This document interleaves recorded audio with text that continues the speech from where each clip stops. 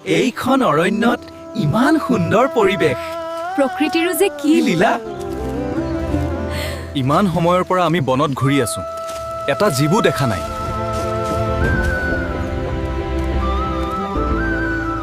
সৌটো হৰিণ ইমান ধুনীয়া সোণালী বৰণৰ।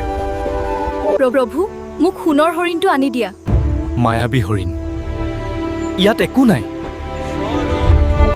মোক লাগিবই, নহ'লে মই আৰু একো নাখাওঁ, শুকাই মৰি যাম। ভাতৃ, তই বৌৱেৰাক চাবি, মই মৃগ ধৰিবলৈ যাওঁ।